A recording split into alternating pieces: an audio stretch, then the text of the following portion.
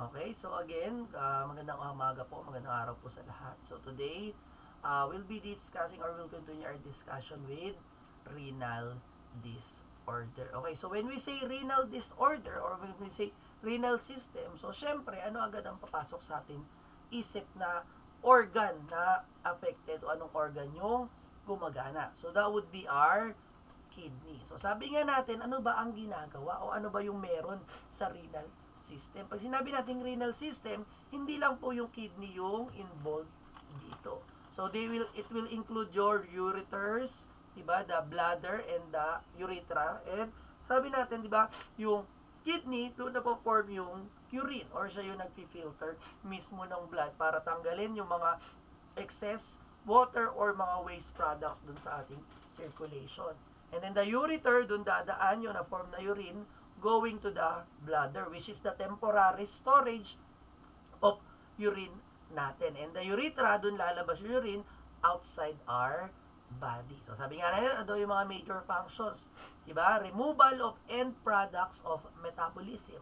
Diba? Sabihin, when the blood was processed by the blood or filtered by the kidney, diba? So, nare-remove yung mga toxic substance na yan. Also, yung mga sobra dun sa mga drugs na iniinom natin. So, it comes from our blood and the body natin. And also, the kidney is responsible in regulating the body fluids, diba? Yung balance between the fluids in our body. Also, the electrolytes, diba? Same with your acid-base balances, diba? Sabi natin, diba? Pag sinabi nga natin kidney or renal, so magiging metabolic yung problem pagdating dun sa acid-base natin. So, ibig sabihin, the kidney, it's either magpo-produce siya ng maraming hydrogen ion or magdidikis ng hydrogen ion to balance yung acidity or alkalinity ng ating blood. And these two functions are accomplished through the formation of urine and yung pag-eliminate mismo ng urine outside our body. Okay? So, ano nga daw ba yung anatomy and physiology of your renal system? So, sabi ko nga kanina, first thing first na maaisip natin pag sinabi natin renal system would be kidney. Sabi natin, kidney, this is a tubing-shaped kidneys are located retroperitoneally. Ibig sabihin, behind your peritoneum and lateral to your thoracic lumbar. So, ibig sabihin, sa lower back natin, hindi pa, actually, upper back, doon matatagpuan yung kidneys natin. And each kidney is surrounded by a thin fibrinous capsule, nakakover siya, or yung tinatawag natin na Bowman's capsule. So, ito po yung kidneys natin. Diba? Sabi natin, dalawa siya. Diba? So, naka-attach yan dyan. Ano pa daw? Sabi natin, inside the capsule of kidney is divided into three parts. So, we have the cortex, the medulla, and the renal pelvis. Which is, ano ba yung ginagawa niya? So, si renal cortex, siya yung ayaw gumana. So, siya po yung nandun sa paligid mismo nung kidney natin. Okay? While the renal medulla, so ito si renal medulla, yung parang pamaypay na yan, di ba? And then, sunod is yung renal pelvis natin. Ibig sabihin yung parang connection, kumbaga yung parang stem niya papunta dun sa renal medulla natin. So, ibig sabihin, dyan po napo-form yung urine. So, dyan po finifilter yung blood natin. Okay? Sabi natin, blood is supplied each kidney through renal artery. So, ibig sabihin, since this is an organ, so, kailangan pa rin niya ng blood supply para for nutrients and also para tanggalin niya yung mga waste products. Sabi niya, so, renal artery enters the kidney at the hilus. And then, the kidney receive approximately through the renal cardiac output. Ibig sabihin, yung pinupush ng heart natin papunta dun sa kidney. And then, blood leave each kidney through the renal veins natin. So, ito siya. So, di ba sabi natin, renal artery, di ba, pasok siya dyan. Di ba, tapos yung renal veins natin. Okay, so that's your renal hilum natin. And also, please take note that meron din pong renal nerve, which is kaya nakakonect yan dun sa brain natin. Okay, ano pa daw?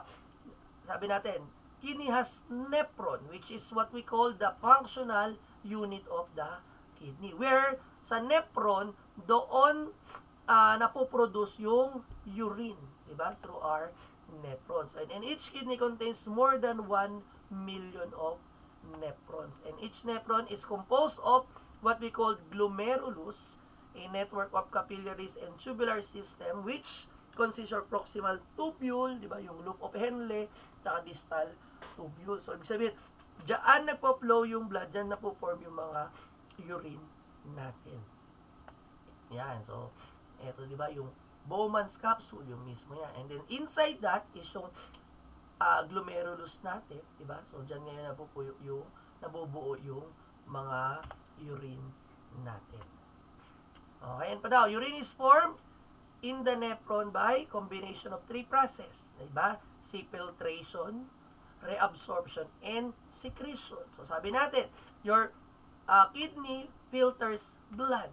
Diba? So, refers to passage of blood through the filtering membrane of your glomerulus.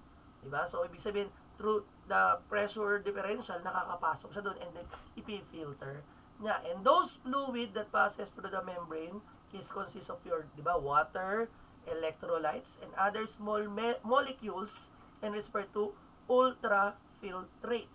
Diba? Sabi niya na, please take note, small molecules. Diba kaya nga sabi ko, diba dun sa process of osmotic and hydrostatic pressure natin, diba yung mga large molecules like protein, hindi siya dapat nakaka-exit dyan. Diba? So, ibig sabihin, kaya nakakalabas yung mga large molecules na yan dahil tumataas yung pressure inside our vessels. So, kaya siya nag-exist. Kaya kapag si patient, nagkakaroon ng presence of protein. Eh, diba dapat wala pong protein dun sa urine natin. Okay, next.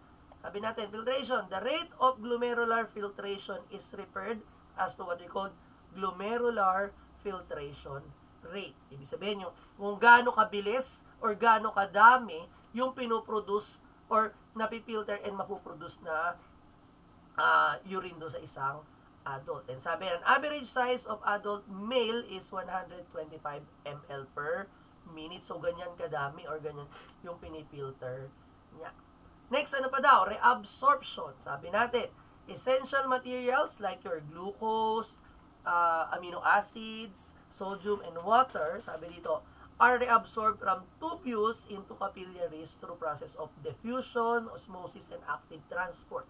Diba? Yung diniscuss natin dun sa fluid and electrolytes natin. So, ibig sabihin, yung movement of solute, diba, yung from higher concentration to lower concentration, diba, movement of water, diba, kasi nga, hindi naman dapat ma-eliminate lahat. So, ibig sabihin, those essential materials or yung mga kailangan ng katawan natin, is i-reabsorb nung kidneys natin. So, ibig sabihin, yung sobra lang po yung itatapon ni kidney.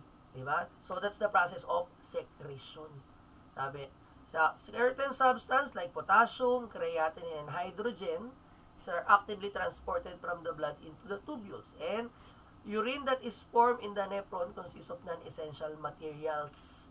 And ilalabas niya yun. Ibig sabihin, yung excess na water, na phosphate and sulfates, which is hindi naman kailangan, dapat ilabas no katawan natin together with your creatinine. Diba? Kasi waste product po siya.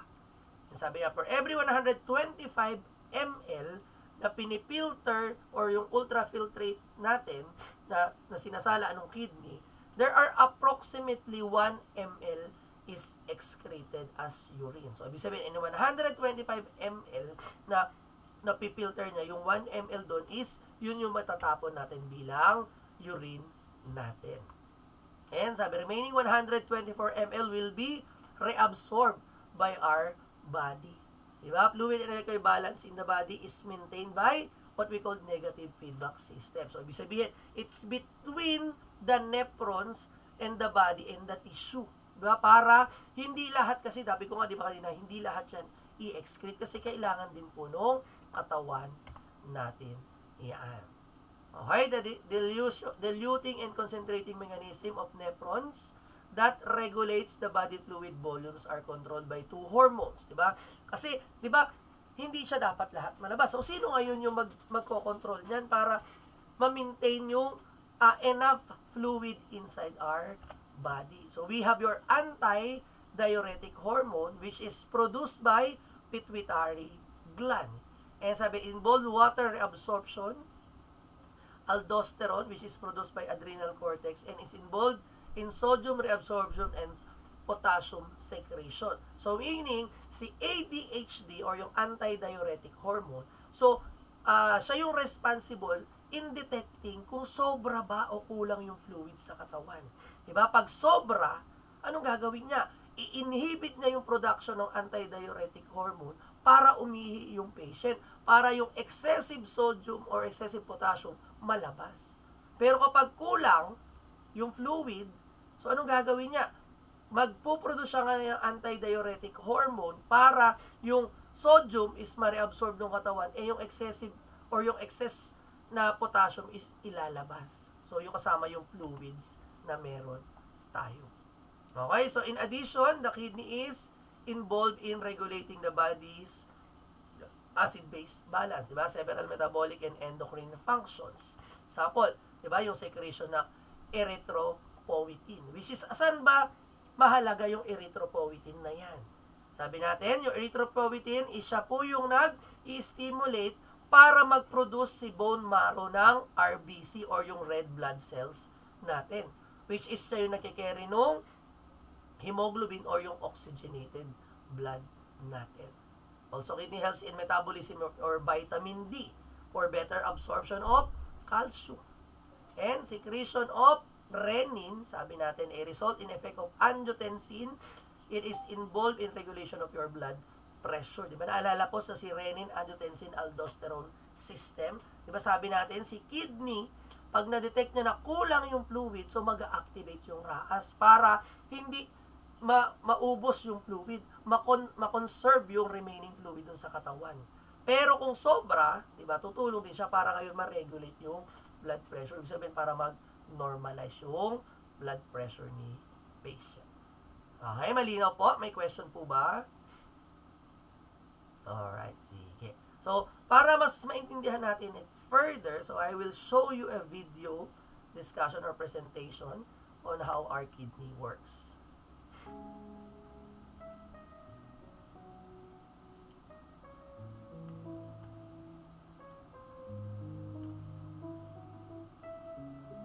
Tubular reabsorption is the flow of glomerular filtrate from the proximal tubule of the nephron into the peritubular capillaries or from the urine into the blood. The water, waste products, salt, glucose and other chemicals that have been filtered out of the blood are known collectively as glomerular filtrate. Nearly 99% of the filtrate has to be reabsorbed by the renal tubules. The filtrate enters the tubule system of the nephron. Water, glucose and other nutrients and sodium, Na+, and other ions are absorbed here. Nearly all of the essential nutrients and 70–80% of electrolytes and water are reabsorbed by proximal convoluted tubule PCT. It selectively secretes hydrogen ions, ammonia and potassium ions into the filtrate and absorbs HCO3 from it. A thin loop structure called the loop of Henle reabsorbs the water and ions from the filtrate. Just after this, conditional reabsorption of Na+ and water takes place in distal convoluted tubule. The collecting tubule collects the final filtrate and where final sodium regulation takes place. The third important process in the formation of urine. Secretion is the process by which substances move into the distal and collecting tubules from blood in the capillaries around these tubules. Whereas reabsorption moves substances out of the tubules and into the blood, secretion moves substances out of the blood and into the tubules, where they mix with the water and other wastes and are converted into urine. Secretion of hydrogen ions H+, potassium ions K+, ammonia NH3, and certain drugs out of the blood and into the kidney tubules, where they are eventually eliminated in the urine.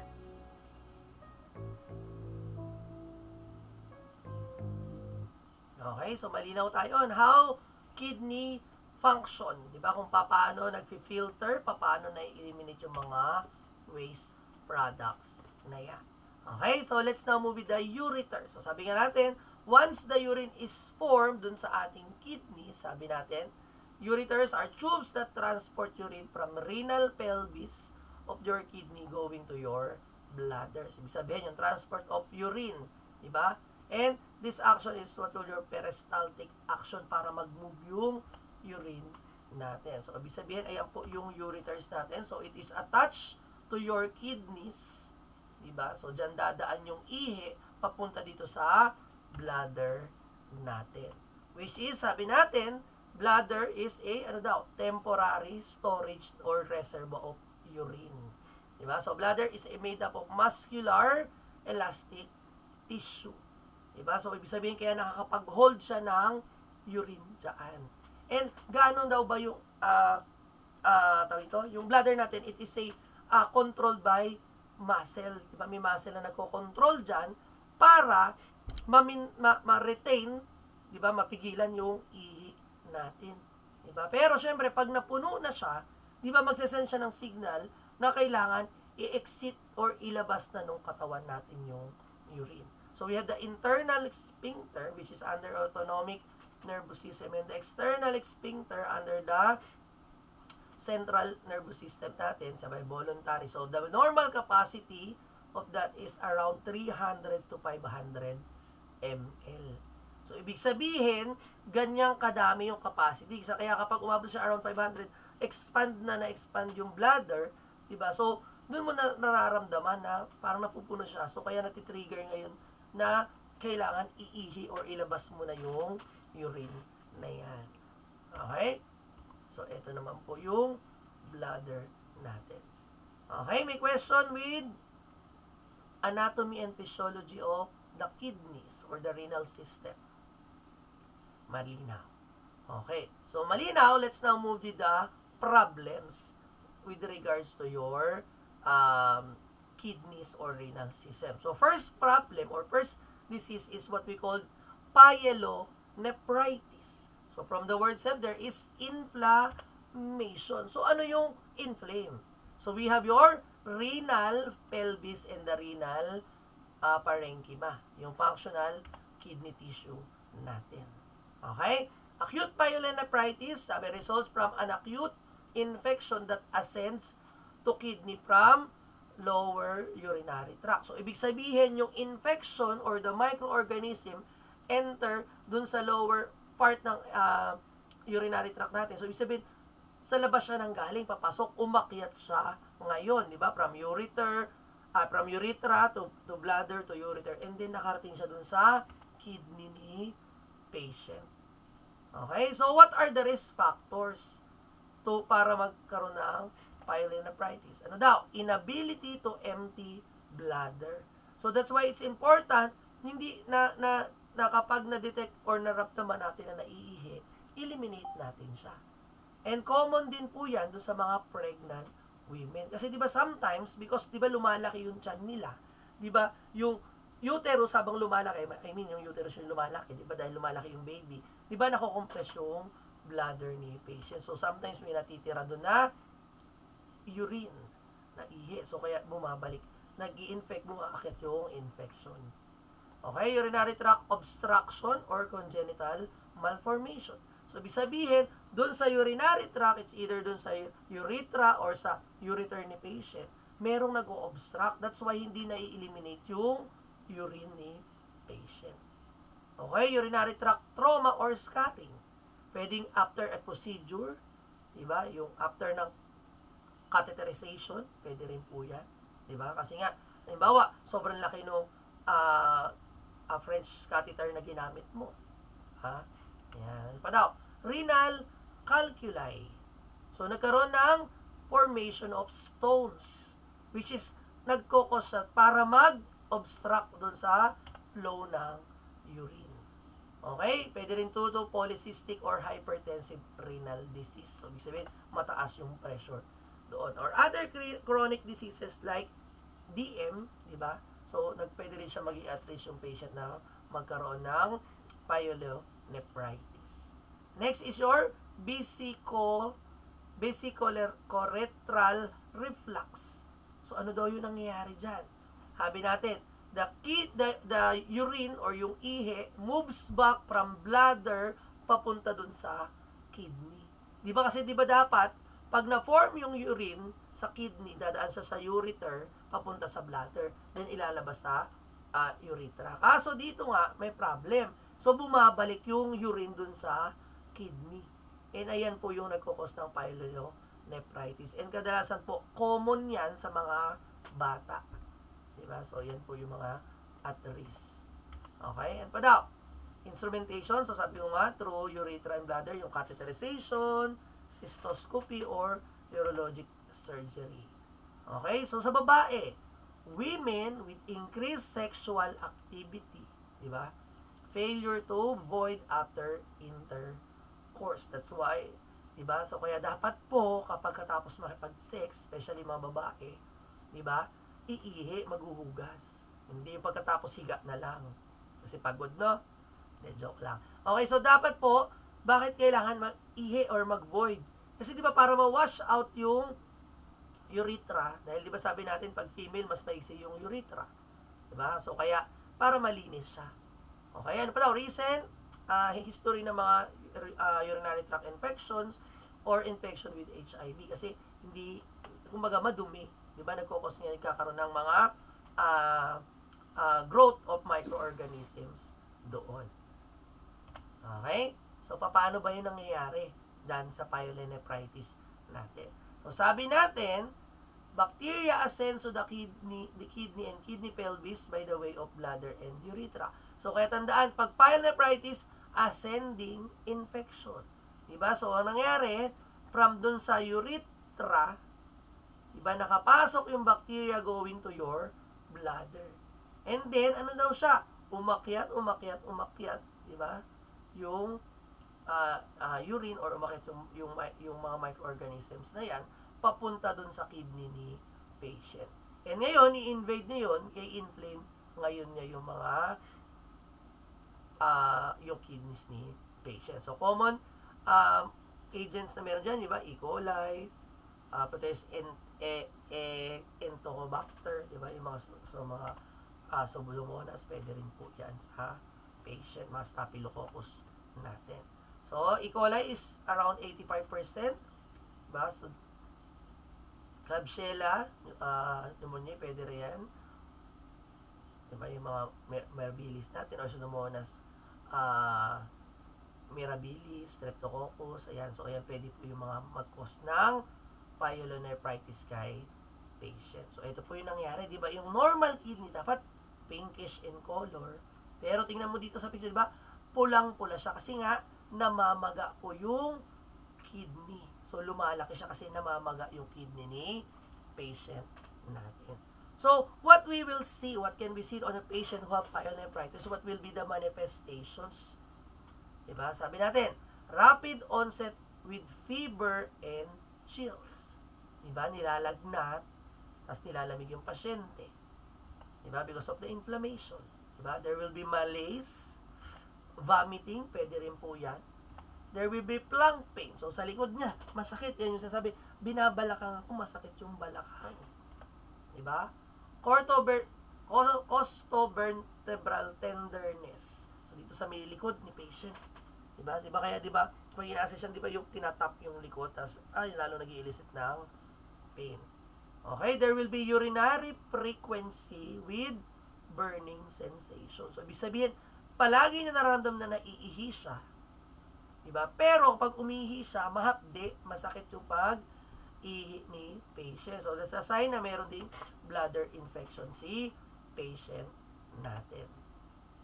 Okay? In older adults, patient could have changes in behavior, could pwede magkaroon ng acute confusion, incontinence, ibig sabihin, hindi nakokontrol yung urine, or general deterioration in condition. Okay, so para mas malinaw, syempre, samahan ulit natin ng video presentation.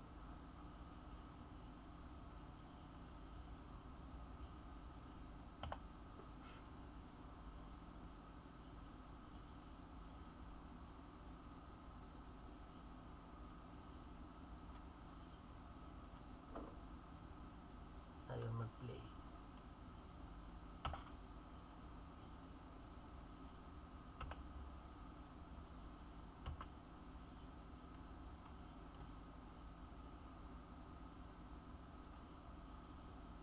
Ayaw mag-play. Mag-play ka na.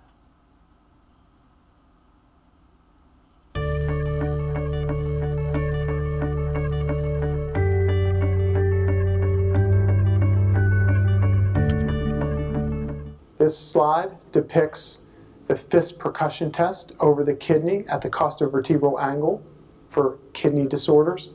A positive finding on this test would be pain with a firm thump of the fisted hand. If you suspect that there could be a kidney disorder mimicking musculoskeletal pain, the fist percussion test can be utilized. You palpate the costovertebral angle at the 12th rib.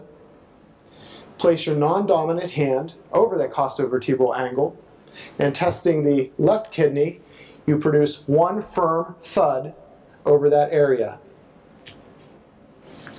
To test the right, you palpate the right costovertebral angle, move the hand over that area, and again, a firm thud. This should be painless, though the patients will feel the pressure of that force. If there is a kidney disorder, patients will often report pain. So, yun po ginagawa yung costovertebral or yung vibration piso.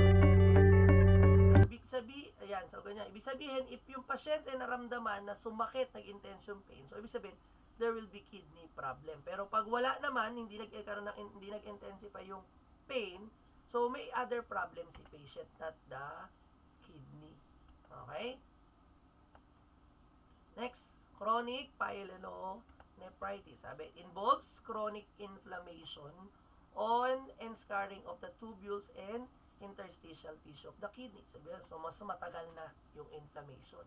And this is common caused by, chronic renal failure. So, ibig sabihin, pag napabayaan, it will lead to chronic renal failure. So, may develop from chronic hypertension, vascular condition, severe vesicoureteral reflux, or other obstruction of your urinary tract. Sabihin, sobrang tagal na. So, kaya, dapat mina-manage po yung mga conditions na yan. So, sabihin natin, pwedeng magkaroon ng changes in behavior si patient. Diba? Or pwedeng asymptomatic, or pwede rin na, urinary frequency, ihi na ihi pa rin si patient, diba? Dysuria and blank pain. So, what will be our management? Diba? Since there is an infection, so we want to eliminate the positive agent. So, kaya po, kailangan ma-check natin kung ano. So, kaya binibigay ng antibiotic si patient natin. Okay? So, prevent yung relapse, yung pag-ulit. Diba? So, kaya importante na instruction si patient na, drink plenty or enough water, and then, umihi kapag nararamdaman, hindi nagpipigil ng ihi. Correct contributing factors, diba? Halimbawa, yun nga, kung sexually active si patient, diba, yung pag-wash or pag-void after the sexual intercourse. Okay, diagnostic test. So, we can do urinalysis. And in urinalysis, there will be, assess natin if there is presence of pyuria or pus dun sa urine ni patient, bacteria, blood cells, diba? May blood ba dyan? Diba? So, sabi natin, pag 100,000, taas yung kanyang bacterial count, diba? It's indicative na merong infection si patient. Okay? So, rapid test for bacteria in urine. So, pwede po yung nitrite or nitrite dipstick. So, meron siyang, para lang siyang, yung para sa CBG, yung sa glucometer, mas mahaba lang siya. So, i-dip yun sa urine ni patient. Kapag nag-turn sa pink yun, ibig sabihin positive sa bacteria. or leukocyte esterase test. Diba? Identify naman kami WBC dun sa urine ni patient natin. Or pwede rin po yung gram staining ng urine. Ibig sabihin, magkukulik ng urine, isa-send for laboratory to check, diba? Or to identify what are the bacteria na nandoon din sa patient. Kung gram positive ba yan o gram negative bacteria. And kadalasan po ginagamit yan to, clean catch urine or catheterization. Pag sinabing clean catch, diba, iihi yung pasyente, yung first na lalabas, discard, and then yung middle, kalagitnaan na ihi, yun po yung kukuhanin na sample for patient. Okay? We can also do urine culture and sensitivity para ma-identify natin yung microorganisms, diba? So, para appropriate antibiotic yung mabibigyan natin kay patient. And sabi nito, urine culture requires 24 to 72 hours result. And sabi, clean catch or catheterization din po para mas sure tayo na hindi po contaminated yung specimen na ipapakulture natin. Okay, WBC with differential, so leukocytosis, increase yung number ng neutrophils. So, ibig sabihin, pag chinek yung blood ni patient, o complete blood count, di ba, tataas yung WBC as sign na may infection, and then i-check natin yung neutrophil. So, pag tumataas din yan, so, it's positive. Meron talagang infection si patient. Okay, so diagnostic for adult who have recurrent infection and persistent bacteriuria. So, ibig sabihin, paulit-ulit na meron siya. So, we can do your intravenous pyelography or IVP or excretory urography. So, ano naman yan? So, x-ray siya, diba? Para siyang x-ray exam na merong i-inject na contrast material or dye dun sa patient para ma-evaluate natin yung KUB, the kidney, the ureters, and the bladder. Para ma-diagnose natin bakit ba, ano ba yung nangyayari dyan? Diba? Kung bakit ba may pain, may ano ba meron doon sa urine, may blood ba na lumalabas doon sa patient natin. So, evaluate structure and excretory function of your kidneys, bladder, and urea. Sabi natin, ano daw? Kidneys, clear and intravenous injected contrast medium that outlines the kidneys, the urethra, bladder, and vesico-urethral reflux. So, para ma-assess natin, bumabalik ba? Diba, may obstruction ba dyan? Okay, so pero tandaan po, kapag gagawin yung IBP, so make sure to assess or check if your patient have allergies. Diba? Like allergy ba yan sa iodine, sa seafood? Kasi nga, yung mga radiologic contrast natin is made from iodine. So kaya dapat inform natin si doctor or yung radiologist kung positive sa allergy yung patient with seafoods. Okay? Padaw, voiding cystourography. Sabi, instill contrast medium in bladder and use x-ray to assess bladder and urethra when filled and during voiding. So, naka-x-ray din siya. Sabihin, titingnan yung bladder kapag puno. So, papainom para mag-form yung urine dun sa bladder. So, check na yun din kapag nag-void. Kasi tinitingnan po dyan kung may natitira ba. Or, na-empty ba ni patient talaga yung urine completely. Okay, next, cystoscopy. O, may scoopy na naman po dyan. So, pag sinabing scoopy, di ba? Visualization. So, cystoscopy is a direct visualization of the urethra, the bladder to cystoscope. So, papasok po yun doon sa urethra ni patient, tapos isilipin ngayon yung bladder ni patient. So, this is used for diagnostics, tissue biopsy, pwedeng kumuha ng sample, or intervention, kasi pwede rin po yung gawin kapag mayroong problem sa may bara, pwede yan gamitin para matanggal. So, client receives local or general anesthesia, pero most likely is, ano lang siya, tawag dito, local anesthesia. So, yan, cystoscopy, papasok dun sa urethra, yan, so, sisilipin ko ano yung nangyayari dun sa bladder ni patient. May bato ba? May sugat ba? Yan. Ano pa? So, manual pelvic or prostate examination to assess structural changes in the genitourinary tract, such as baka may prostate enlargement, cystocele, di ba, yung itlog na patient, or rectocele, di ba, baka nagtatago or lumabagsak yung tawag dito, yung intestine, pumapasok dun sa scrotum ni patient. So, paano daw ginagawa yung prostate, di ba? So, ayan, digital rectal exam si patient. Diba? So, kakapain yung prostate kung namamaga. Okay, ayan, diba? Cystocele, bumababa siya. Ibig sabihin, yung placement, yung position ng mismong bladder. So, ano po nangyari dyan? So, yung rectocele naman, di ba, yung nagkakaroon ng weak, yung pelvic floor. So, ayan. So, bumaba yung mismong tawag ito, bladder ni patient. Di ba? So, kaya ngayon, constrict na iipit. Hindi nakakalabas lahat ng urine. So, pwede po yung pagkaba. Okay, medical management. Sabi natin, relieve the pain and yung fever ni patient. So, pwedeng bigay po tayo ng paracetamol, di ba? Dito sa Philippines. So, pag sa ibang bansa, acetaminophen. Okay, antimicrobial, di ba? Yung mga antibiotics natin like your trimethoprim sulfametazole. So, yan binibigay. Gentamicin. So, si gentamicin pwedeng plain lang or pwedeng sinasamahan ng ampicillin. Cephalosporins, ciprofloxacin. Yan. So, pero kadalasan ginagamit cipro, lalo na kapag talagang chronic infection doon sa patient natin. Okay, we can also give antispasmodic and anticholinergics. Diba? Kasi nga masakit. Diba? Para mag-relax yung mga smooth muscles. Diba? Promote yung comfort ni patient. And para, dahil nagre-relax siya, ibig sabihin, makakapag-collect ng makakapag-collect ng urine yung bladder ni patient. Diba? So, ngayon, mape-prevent natin din yung urinary incontinence. Tsaka yung ihi ng ihi yung patient. So, we can give yung oxybutynin natin. Yan.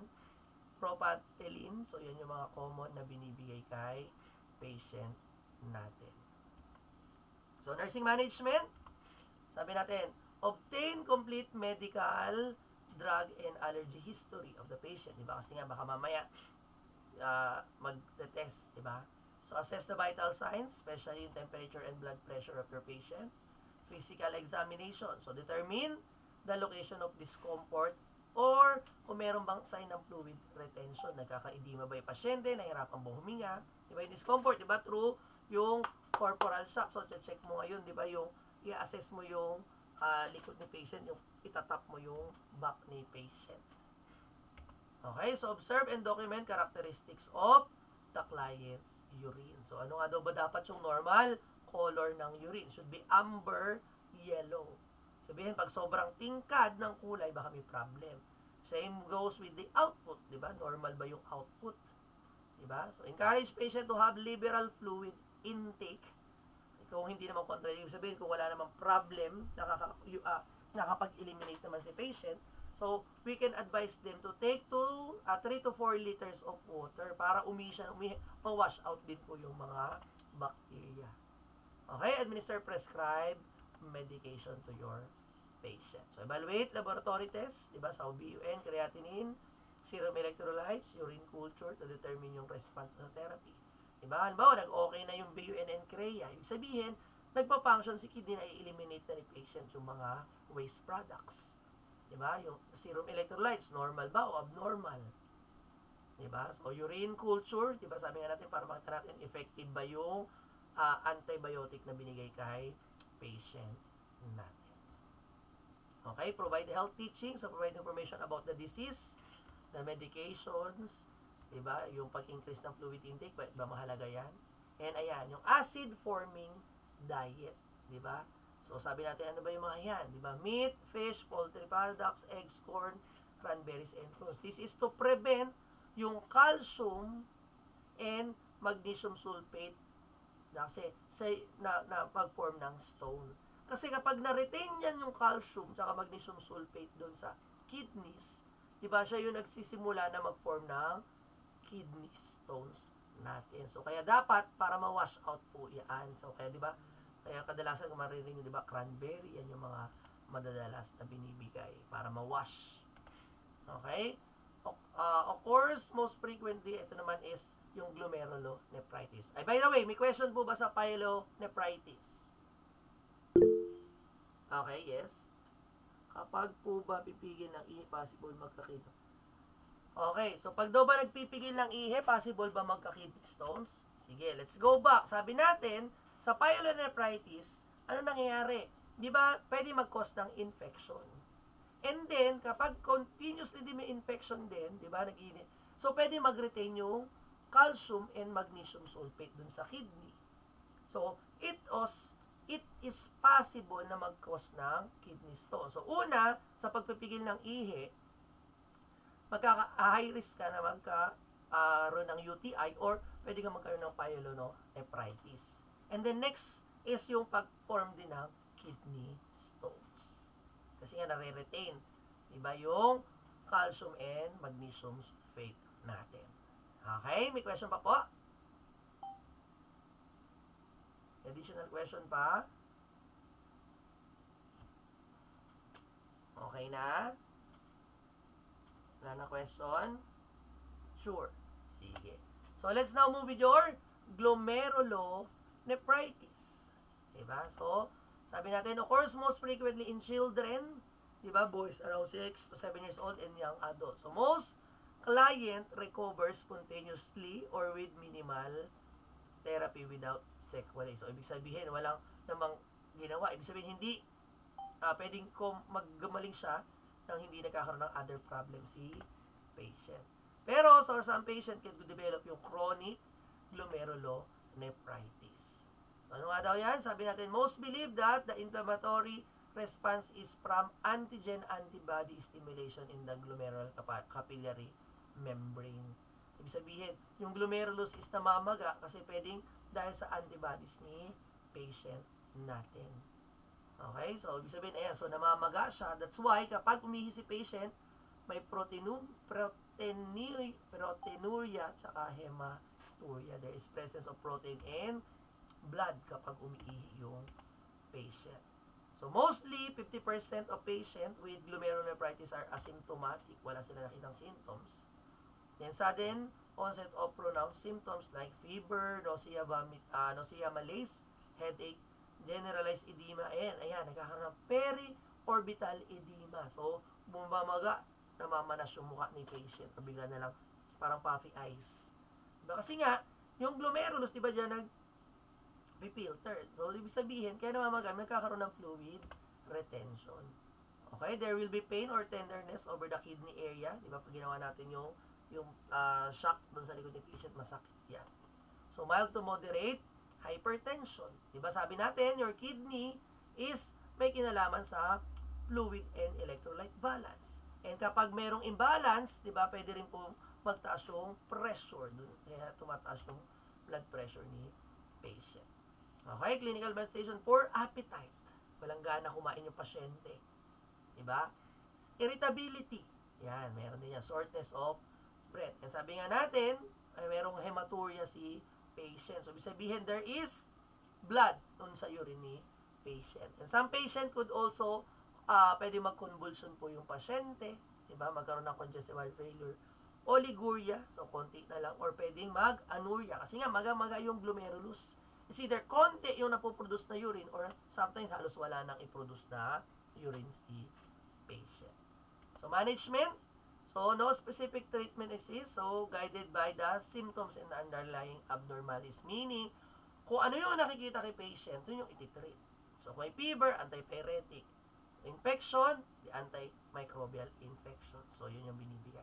So, bed rest will help, diba, para mag-regain yung normal function ni kidney. So, sodium-restricted diet. Bakit? Diba, positive for edema si patient. Eh, diba, pag mataas yung sodium intake, diba, ano mangyayari? Diba, lalong mag-absorb or lalo magre-retain yung water kapag mataas yung sodium may patient. Okay, diuretics or antihypertensives. Diba, so paihiin yung pasyente, diba, kasi nare-retain. O kung mapataas yung BP, pababain. So, ayan nga, antimicrobials or penicillin for patients natin. So, vitamins could also help para mag-improve yung resistance si patient. So, oral iron supplements for anemia. Bakit kaya nagkakaroon ng anemia? So, possible mag-anemia kasi di ba sabi natin si kidney, siya yung nag-stimulate ng or nagpuproduce ng erythropoietin which is responsible for stimulation ng bone marrow para mag-produce ng RBC. Okay? So, we can also give corticosteroids or immunosuppressive agent kasi di ba sabi natin, pwedeng because of the antigen antibody ng patient. Di ba? So, corticosteroids for inflammation, di ba? O, kaya or immunosuppressive agent, di ba? Pa-same sila ng corticosteroids. So, para yung inflammation mabawasan, and di ba yung antibodies niya, which is di ba parang ina-attack niya yung sarili niya. So, yan yung ginagamit natin. Okay, nursing management. So, sa atin, monitor the blood pressure or the vital signs of the patient, especially yung blood BP. Collect urine daily, diba? Specimen to evaluate yung response sa treatment. Kung nagno-normalize, nawawala na ba yung blood, diba? Dun sa ihi ni patient. So, maintain bed rest, especially kapag mataas yung BP and may edema si patient, diba? Yung bed rest din, diba? Nakakatulong din mag-diurese yung patient para mailabas yung excessive na intake. So, ensure adequate fluid intake and measure the intake and output. So, pag may edema yung pasyente, yan, tumataas ba yung output o mas bumababa tapos marami yung intake. So, kaya dapat sakto lang yung iniinom na fluid ng patient natin. Okay, diet, sodium and protein restricted diet. So, di ba kasama po yan kasi sa minametabolize at ini-store ng ating para ma-prevent, di ba? Para hindi mahirapan yung kidney. So, more is carbohydrates.